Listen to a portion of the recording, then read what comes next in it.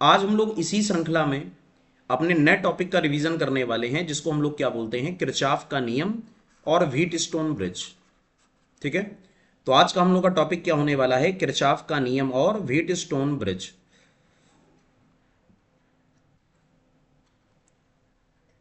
ठीक है। तो ये दोनों टॉपिक आप लोग बहुत अच्छे ढंग से तैयार कर लें। आपके एग्जाम के दृष्टिकोण से ये दोनों टॉपिक बहुत ही इंपॉर्टेंट हैं। पहला किरचॉफ का नियम और दूसरा कौन सा, व्हीट स्टोन ब्रिज।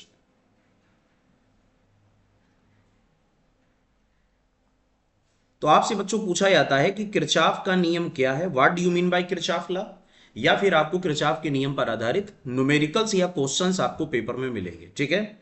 तो सभी लोग इसको अच्छे ढंग से तैयार कर लो। बच्चों आपको यह पता होना चाहिए कि किरचॉफ ने इलेक्ट्रिकल सर्किट यानी विद्युत परिपथ के लिए दो विशेष प्रकार के नियम दिए, जिसमें एक को बोला जाता है किरचॉफ का प्रथम नियम या संधि का नियम, अर्थात जंक्शन लॉ। इसको बोला जाता है लॉ ऑफ जंक्शन या जंक्शन लॉ, अर्थात संधि का नियम। यह नियम बच्चों क्या कहता है, किसी भी वैद्युत परिपथ में किसी भी संधि पर मिलने वाली धाराओं का बीजगणितीय योग शून्य होता है। The algebraic sum of all the currents meeting at a junction will be zero. ठीक है। Sigma I is equal to zero. जैसे मान लो ये किसी सर्किट में ये जंक्शन है, इसको संधि बोला जाता है। तो इसमें पहली जो करंट है वो आई वन जो संधि के पास आ रही है ना। दूसरी करंट आई टू जो संधि के पास आ रही है, संधि का मतलब जंक्शन। तीसरी करंट आई थ्री जो जंक्शन से दूर जा रही है। चौथी करंट आई फोर जो जंक्शन से दूर जा रही है। और अगली करंट आई फाइव जो जंक्शन से दूर जा रही है। ठीक है। तो ये नियम आपको बेटा क्या कहता है, किरचॉफ का जो पहला नियम है किरचॉफ फर्स्ट लॉ, इसको आप ये लिख सकते हो sigma I in is equal to sigma I out.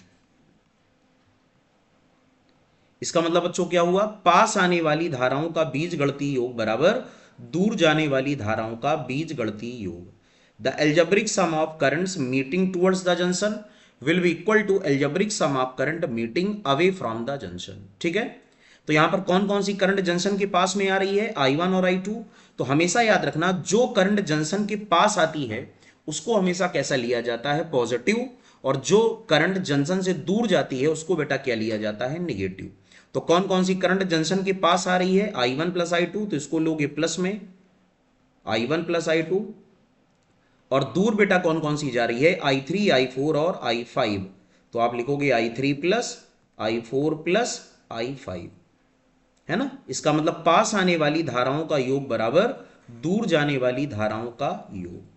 I one plus I two क्या है, संधि के पास आने वाली धाराओं का योग। Total current,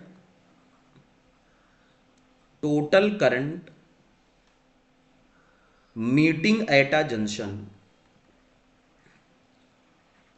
meeting at a junction. Junction का मतलब संधि। और ये वाला टर्म क्या है, टोटल करंट,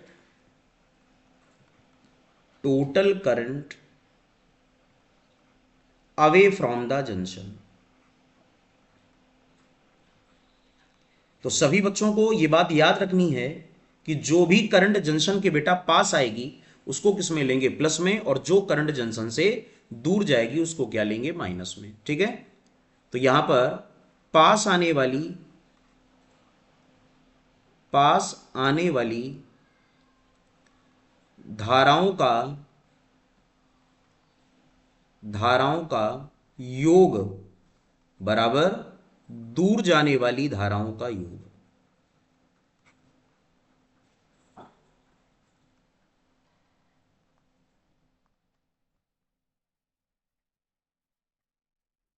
ये बात आपको समझ में आ गई क्या, the total current incoming is equal to total current outgoing. ठीक है। Total incoming current, total incoming current is equal to total outgoing current.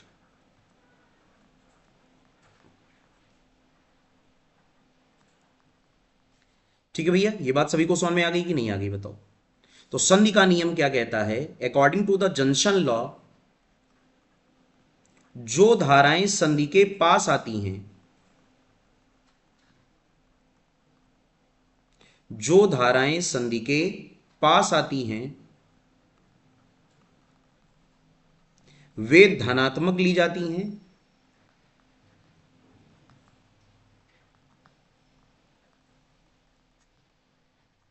और जो धाराएं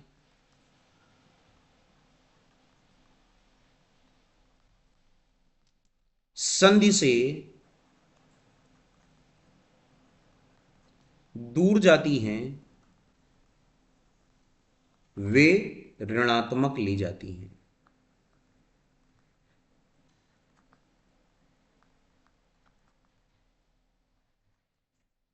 क्लियर हो गया सभी को? Those currents which coming towards the junction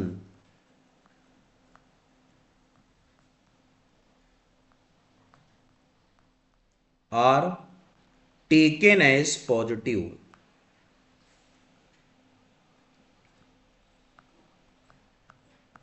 and currents going away from junction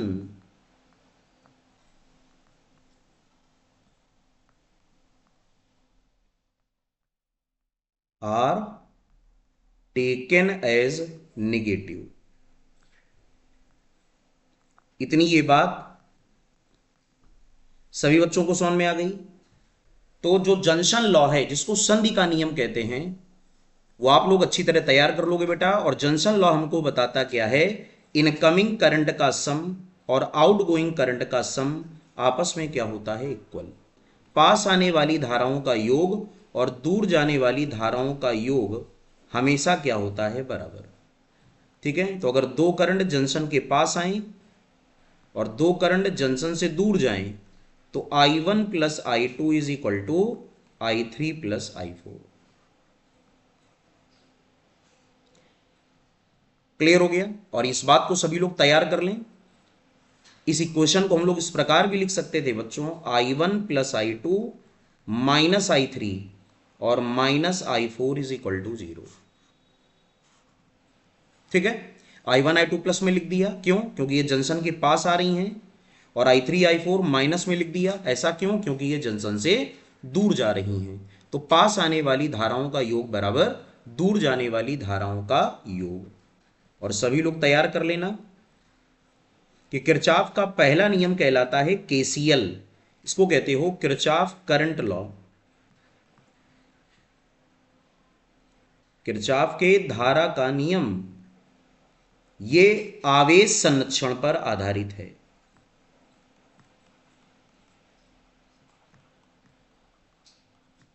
this is based on conservation of charge.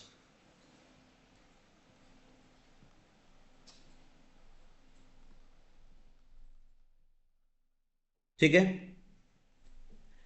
तो इस प्रकार आप लोगों को ये शॉर्ट क्वेश्चन है, तैयार कर लेना। किरचॉफ का पहला नियम, किरचॉफ फर्स्ट लॉ, किस कंजर्वेशन पर बेस्ड है? It is based on conservation of charge. और किरचॉफ के पहले नियम को हम लोग कहते क्या है? जंक्शन लॉ, या अर्थात इसको बच्चों हम लोग क्या बोलते हैं? संधि का नियम। क्लियर हो गया सभी को यहां तक? सभी बच्चों को यहां तक बेटा पूरी बात समझ में आ गई? जल्दी से कमेंट करके बताएं। ठीक है, और सभी लोग नोट्स को बनाते रहें। और जब आपसे पेपर में पूछा जाए किरचॉफ के नियम क्या है वैद्युत परिपथ के संबंध में, किरचॉफ के नियम लिखिए, तो आप ये किरचॉफ के नियम लिख करके आओगे। ठीक है, अगला होता है द्वितीय नियम या बंद पास का नियम। इसको हम लोग क्या कहते हैं? सेकंड लॉ और लॉ ऑफ क्लोज्ड लूप। यह नियम क्या कहता है? किसी परिपथ में प्रत्येक बंद पास के विभिन्न खंडों में बहने वाली धाराओं और संगत प्रतिरोधों के गुणनफलों का योग उस बंद पास में लगने वाले विद्युत वाहक बलों के बीजगणितीय योग के बराबर होता है। सेकेंड लॉ बेटा क्या कहता है? सेकेंड लॉ ये कहता है the sum of the product of currents flowing in different sections of each closed loop in a circuit and the corresponding resistance is equal to the algebraic sum of electromotive force acting in that loop. ठीक है, तो अपने अपने medium में notes बना लेना। Hindi medium वाले बच्चे हिंदी में नोट्स बना लेंगे और इंग्लिश मीडियम वाले बच्चे इंग्लिश में नोट्स बना लेंगे। और इस नियम को हम लोग बच्चों कहते हैं केवीएल। केवीएल का मतलब होता है किरचॉफ वोल्टेज लॉ। कौन सा नियम बोला जाता है इसको? किरचॉफ वोल्टेज का नियम या किरचॉफ वोल्टेज लॉ। ठीक है, तो नियम ये कह रहा है किसी परिपथ में प्रत्येक बंद पास का मतलब होता है ये क्लोज्ड लूप। डायग्राम में सभी लोग देखें, ये क्लोज्ड लूप, इसी को बोला जाता है बच्चों बंद पास या क्लोज्ड लूप। ठीक है, तो इसमें जितनी भी धाराएं बहेंगी इस लूप में, उनका अगर रेजिस्टेंस से प्रोडक्ट कर दिया जाए, जैसे आई का आर के साथ तो I one R one, I two का आर टू के साथ तो आई टू आर टू, और इन सबका एल्जेब्रिक सम ले लिया जाए sigma I R. Sigma I R का मतलब algebraic sum of I into R, तो ये बराबर होगा समस्त विद्युत वाहक बलों के बीजगणित गणितीय योग के। ठीक है, जितने भी सेल या बैटरी किसी लूप में लगे होंगे उन सब के ईएमएफ के एल्जेब्रिक सम के बराबर होगा, बीजगणितीय योग के बराबर, विद्युत वाहक बलों के बीजगणितीय योग के बराबर होगा। तो ये तो आपको लर्न करना पड़ेगा। ठीक है, और एप्लीकेशन आप लोग ध्यान से इसमें सीख लोगे। जैसे कि आप लोग ध्यान से समझें, जैसे यहां पर हम लोगों ने क्या किया है, एक सेल लगाया है और उसके साथ एक रेजिस्टेंस को कनेक्ट किया है। ठीक है, फिर एक दूसरा सेल यहां पर बच्चों लगाया है और उसके साथ हम लोगों ने रेजिस्टेंस को कनेक्ट किया है। ये वाला टर्मिनल है प्लस, ये माइनस, ये भी प्लस, ये माइनस। यहां बैटरी का विद्युत वाहक बल E1, यहां बैटरी का विद्युत वाहक बल E2 या बैटरी या सेल का। यहां पर रेजिस्टेंस है बच्चों R1, यहां पर रेजिस्टेंस है R2 और यहां पर रेजिस्टेंस क्या है R3। ठीक है, इस सर्किट में हमको लगाना है किरचॉफ वोल्टेज का नियम यानी किरचॉफ वोल्टेज लॉ, और किरचॉफ वोल्टेज लॉ का फार्मूला होता है sigma I R is equal to sigma E. ठीक है, अब ध्यान से आप देखें, अगर पहला लूप हम लोग सिलेक्ट कर लें, ये वाला बेटा लूप नंबर 1, और दूसरा लूप हम लोग सिलेक्ट कर लें ये वाला लूप नंबर 2, इस एरो को देखना, पहले हम लोगों ने लूप लिया है, एक मिनट इसको नेमिंग कर देते हैं, A B C D E और एफ। तो पहला हम लोगों ने लूप लिया है इन क्लोज्ड लूप। कौन सा लूप लिया है, ध्यान से सब लोग देखो, ए बी सी डी यानी लूप नंबर 1। ठीक है, इसमें हम लोग जब किरचॉफ का दूसरा नियम अप्लाई करेंगे, किरचॉफ सेकंड लॉ जब अप्लाई करेंगे, तो फार्मूला क्या है, sigma I R is equal to sigma E. ठीक है, तो सिग्मा ई आर का मतलब क्या हुआ, करंट और रेजिस्टेंस का प्रोडक्ट। बताओ पहली वाली भुजा कौन सी है, ए बी, उसमें करंट क्या जाएगी, इस वाले सेल से I1 और इस वाले सेल से जो करंट आएगी वो I2, और दोनों मिल करके क्या बना लेंगी, I1 प्लस I2। है ना, यहां से देखो ये I2 करंट आ रही है D तक, यहां से ये I1 करंट आ रही है बेटा D तक, और दोनों यहां जुड़ गई और टोटल करंट क्या बन गई, I1 प्लस I2।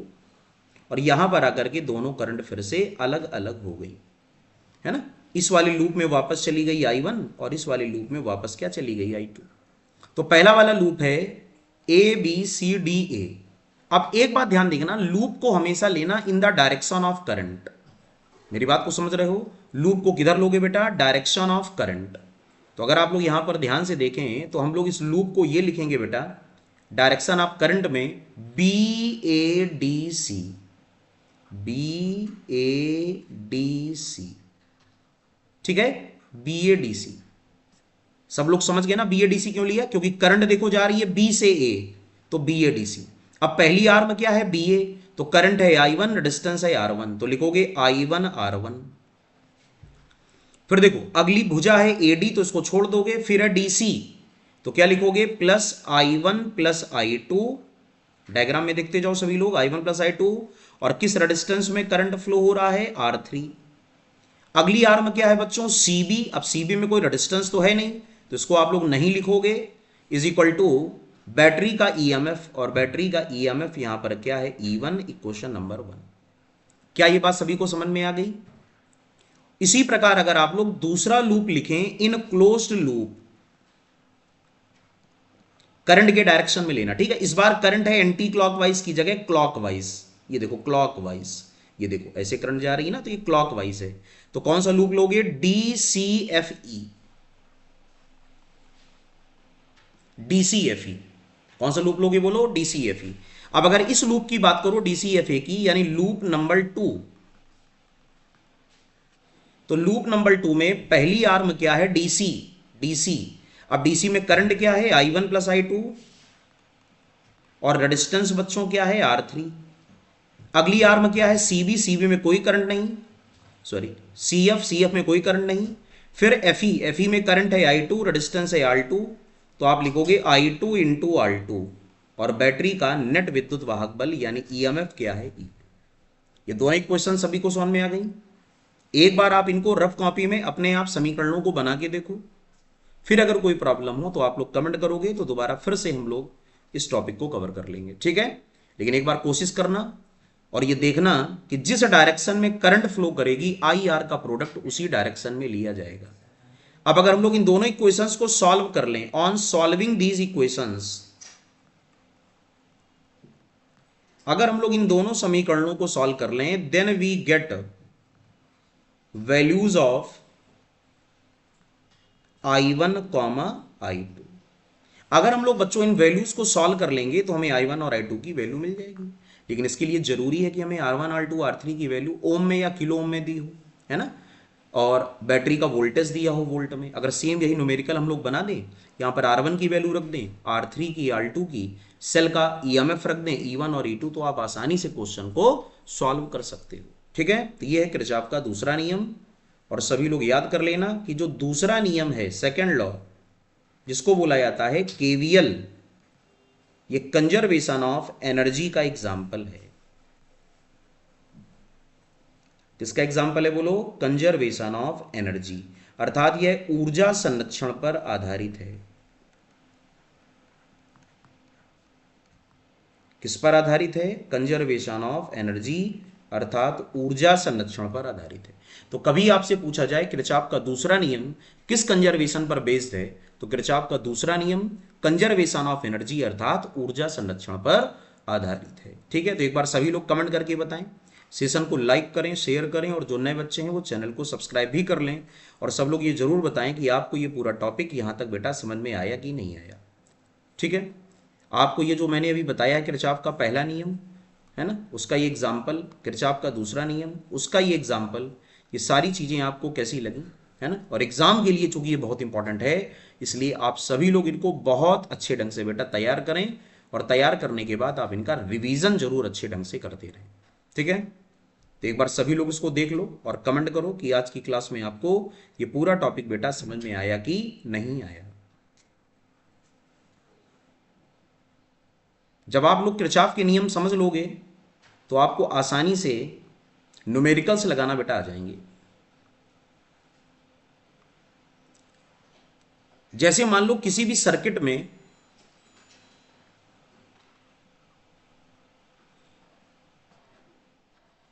दो रेजिस्टेंस लगे हों, R1 और R2,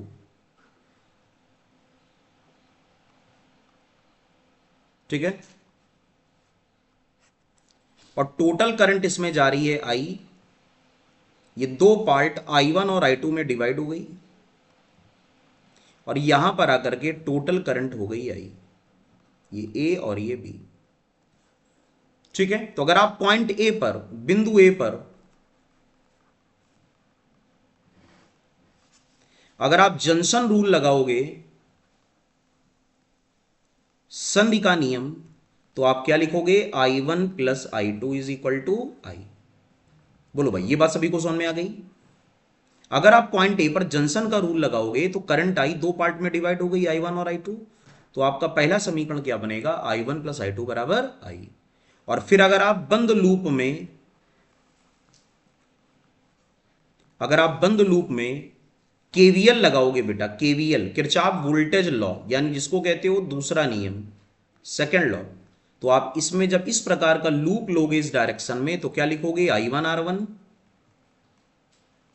minus I2 R2 is equal to 0, या इसी को आप लिखोगे I1 R1 is equal to I2 R2। बोलो भाई, समझ में आ गया यहां तक, I1 R1 बराबर I2 R2, that is equation number 2। तो इस प्रकार के न्यूमेरिकल आपके पास कई सारे मिलेंगे जिसमें आपको R1 R2 की वैल्यू दी होगी, I1 I2 की वैल्यू आपको हो सकता है निकालनी पड़ जाए, तो आप लोग न्यूमेरिकल को आसानी से सॉल्व कर ले जाओगे। ये कॉन्सेप्ट आप मत भूलना, इस कॉन्सेप्ट को बहुत अच्छे ढंग से आप लोग जरूर तैयार कर लें, ठीक है। फॉर द एग्जाम्पल, जैसे मान लो हमारे पास यहां पर एक रेजिस्टेंस है बच्चों 2 ओम, और यहां पर एक रेजिस्टेंस है 3 ओम। टोटल करंट आपको यहां पर दी है बच्चों 5 एम्पियर, और आपसे कहा गया है दोनों प्रतिरोधों में धाराओं की गणना करो। Find currents in both resistances. आपको दोनों प्रतिरोधों में विद्युत धाराओं की गणना करनी है, ठीक है। That is point A, that is point B. आपको पूरे सर्किट में इलेक्ट्रिक करंट को निकालना है, ये I1 और ये I2। इसमें I1 को फाइंड आउट करना है और इसमें I2 को फाइंड आउट करना है। तो हम क्वेश्चन को कैसे लगाएंगे? सबसे पहले क्या करेंगे, देखो इस पॉइंट ए को देखो ध्यान से, एट पॉइंट ए। अगर हम लोग पॉइंट ए की बात करें तो पॉइंट ए पर हमको पहला समीकरण क्या लगाने को मिल रहा है, I1 प्लस I2 बराबर I, तो I की जगह 5, ये I1 ये I2 दोनों को ऐड करके 5 के बराबर कर दोगे, 5 के बराबर। और दूसरा, अगर आप किरचॉफ वोल्टेज लॉ अप्लाई करोगे तो आपको समीकरण लगाने को मिलेगा 2I1 माइनस 3I2 बराबर 0, या इसी को लिखोगे 2I1 बराबर 3I2, इक्वेशन नंबर 2। कितना आसान है देखो। अब इन दोनों इक्वेशंस को सॉल्व कर लो। कैसे सॉल्व करोगे? यहां से I2 की वैल्यू निकाल लो। I2 बराबर आएगा 2I1 बाई 3, और इस I2 की वैल्यू को इक्वेशन नंबर 1 में रख दो। जब इक्वेशन नंबर 1 में रखोगे तो I1 प्लस I2 की जगह 2I1 by 3 is equal to 5, 3I1 plus 2I1 5I1, 5I1 by 3 is equal to 5, 5 से 5 कैंसिल। तो पहले तो I1 का आंसर बच्चों क्या आ गया, 3 एम्पियर आ गया। और I1 की वैल्यू को आप यहां पे पुट कर दो, I1 की वैल्यू को, तो I2 बराबर है 2I1 बाई 3, I1 की जगह 3, 3 से 3 कैंसिल, तो I2 बराबर क्या आ गया, 2 एम्पियर। आ गया कि नहीं आ गया बताओ? आ गया ना। तो अगर आपसे पूछी जाए 2 ओम में धारा, करंट इन 2 ओम, तो बच्चों 2 ओम में धारा कितनी है, I1, और I1 का आंसर क्या आया है, 3 एम्पियर। और आपसे अगर पूछा जाए 3 ओम में धारा, तो 3 ओम में धारा है I2, और I2 बराबर हमसे क्या पूछा गया है, 2 एम्पियर। आ गए दोनों आंसर। अगर आप आंसर को चेक करना चाहते हो तो दोनों को ऐड कर दो, तो 3 + 2 that will be equal to 5 ampere, जो आपका टोटल करंट बच्चों दिया है। इस प्रकार हमको ये पता चला कि हमारा कुल जो आंसर आएगा वो क्या आएगा, I1 + I2 बराबर 5 एम्पियर। ये न्यूमेरिकल सभी को समझ में आ गया कि नहीं आ गया? I1 और I2। अगर न्यूमेरिकल समझ में आ गया है तो एक क्वेश्चन हम आपको देने जा रहे हैं, आप लोग उसके आंसर को निकाल करके कमेंट सेक्शन में बेटा जरूर लिखोगे, ठीक है। आपको इस क्वेश्चन के आंसर को अपने आप निकालना है और कमेंट सेक्शन में लिखना है। और सभी लोग सेशन को जल्दी जल्दी शेयर करते जाओ, लाइक करो, है ना। और जिन्होंने सब्सक्राइब नहीं किया सब्सक्राइब भी करो। तो आपको ऐसे ऐसे बेहतरीन क्वेश्चंस हम कराते रहेंगे, और आपको क्लासेस भी लगातार बेटा अच्छे ढंग से मिलती रहेंगी। 5 ओम, 3 ओम, आपको बच्चों आंसर निकालना है नंबर 1, 5 ओम में धारा, करंट इन 5 ओम, और फिर आपको बच्चों निकालना है 3 ओम में धारा, करंट इन 3 ओम। कर ले जाओगे सभी लोग? तो सभी बच्चे इस क्वेश्चन के आंसर को निकाल करके जरूर कमेंट करें कि जो 5 ओम में करंट है वो कितनी होगी, और जो बच्चों 3 ओम में करंट है वो कितनी होगी। आप लोग इस आंसर को जरूर आंसर सेक्शन में, कमेंट सेक्शन में सॉरी, आप लिख करके आप इसको बच्चों जरूर कमेंट करें, ठीक है। यहां तक सभी को पूरी बात समझ में आ गई क्या? अगर करंट हमको निकालना हो तो इस प्रकार हम लोग क्या निकाल लेंगे, आंसर। तो आंसर को निकाल के आप लोग कमेंट करें। देखो किरचॉफ लॉ की प्रैक्टिस अगर आप कर लोगे तो आपको बहुत अच्छे ढंग से सारे क्वेश्चंस समझ में आ जाएंगे। अब जैसे मान लो एक सर्किट हमको ये दिया है, आपके पेपर में आ जाए, यहां पर करंट है 2 एम्पियर, यहां पर करंट है बच्चों 3 एम्पियर, यहां पर करंट है I, और यहां पर करंट है 5 एम्पियर, ए का मतलब एम्पियर। और आपसे पूछ दिया जाए ए का मान क्या होगा, फाइंड वैल्यू ऑफ ए, या आई का मान बताओ, फाइंड वैल्यू ऑफ आई। आपको ये करंट फाइंड आउट करनी है। तो ऐसे क्वेश्चन को लगाते समय आप क्या लगाओगे, संधि का नियम, इसको कहते हो जंक्शन लॉ। कौन सा नियम? Junction law. तो पास आने वाली धाराओं का योग बराबर दूर जाने वाली धाराओं का योग। 2 + 5, चूंकि 2 एम्पियर भी पास आ रही है, 5 एम्पियर भी पास में आ रही है जंक्शन के, 3 दूर जा रही है और आई भी दूर जा रही है, तो 3 + I। 5 और 2 कितना हुआ? 7 बराबर 3 + I। तो यहां से I बराबर बच्चों क्या आ गया? 7 - 3। दैट मीन्स क्वेश्चन का आंसर आ गया 4 एम्पियर। क्लियर हो गया? इस प्रकार से भी आप क्वेश्चन को आसानी से अच्छे ढंग से बना सकते हो। ठीक है, अब जैसे मान लो यहां पर मल्टीपल ब्रांचेस दी जाएं, यहां पे लिख दें 2 एम्पियर, यहां पे लिख दें 3 एम्पियर, यहां पर लिख दें I, यहां पे लिख दें 5 एम्पियर और यहां पर लिख दें बच्चों 10 एम्पियर, और आपसे कहा जाए कि आप I की वैल्यू को फाइंड आउट करो। इस बार आप क्या करोगे? 2 + 10 + 5 पास आने वाली धाराओं का योग बराबर 3 + I दूर जाने वाली धाराओं का योग। 10 2 12, 12 5 17 is equal to 3 + I। Clear हो गया? 10 5 15 2 17, तो I बराबर आ गया बच्चों 17 - 3। और जब 17 में से आप 3 को घटाओगे तो कितना आंसर आएगा? 14 एम्पियर। क्या आ जाएगा बोलो? 14 एम्पियर। क्या क्वेश्चन सभी को समझ में आ गया? कौन कौन सी धाराएं पास में आ रही हैं? Which currents coming towards the junction? 2 ampere पास में आ रही है बच्चों, 10 एम्पियर पास में आ रही है और 5 एम्पियर भी जंक्शन के पास में आ रही है। जो करंट जंक्शन के पास में आए, जंक्शन की तरफ आए, उसको प्लस में, और जो दूर जाए उसको माइनस में। तो 3 + I दूर जा रही है इसलिए इसको एक तरफ लिखोगे, और 2 + 10 + 5 एक तरफ आ रही है इसलिए इसको प्लस में लिखोगे। तो 10 2 12 5 17, 17 - 3 14। क्लियर हो गया? तो ये बहुत ही मोस्ट इंपॉर्टेंट टॉपिक है आपके लिए, most important topic for the exam. तो सभी बच्चे अपने फाइनल एग्जाम के लिए इसको जरूर तैयार करें। जो बच्चे कंपटीशन की तैयारी कर रहे हैं वो भी इसको रिवीजन करें। जो बच्चे 12th बोर्ड में हैं वो तो जरूर ही इसको तैयार करके पेपर में जाएं, है ना। और ये मान लो कि आपका रिवीजन इससे बेटा बहुत अच्छे ढंग के हो जाएगा और आप सारी चीज़ों को बहुत बेहतरीन ढंग से बेटा बनाने लगोगे। क्लियर हो गया? तो सभी लोग कमेंट करके बताना कि आज का ये टॉपिक आपको कैसा लगा। अगर आप लोग कमेंट करोगे तो इसके आगे वेट स्टोन ब्रिज, इसको भी मैं आपको रिवीजन करा दूंगा, जो आपके पेपर के लिए बेटा बहुत ही इंपॉर्टेंट है। बस जरूरत किस बात की है कि आप लोग चैनल को ज़्यादा से ज़्यादा सब्सक्राइब करें, शेयर करें और इस प्रकार की क्लासेस को नोट्स बना करके आप तैयार करते रहें। ठीक है बच्चों, तो आज की क्लास को यहीं पर एंड करते हैं। आई होप सभी को अच्छे ढंग से समझ में आ गया होगा। सभी लोग कमेंट करके जरूर बताना कि आज की क्लास आपको कैसी लगी। ठीक है, नेक्स्ट संडे बच्चों हम लोग फिर से मिलते हैं। तब तक के लिए जय हिंद, जय भारत।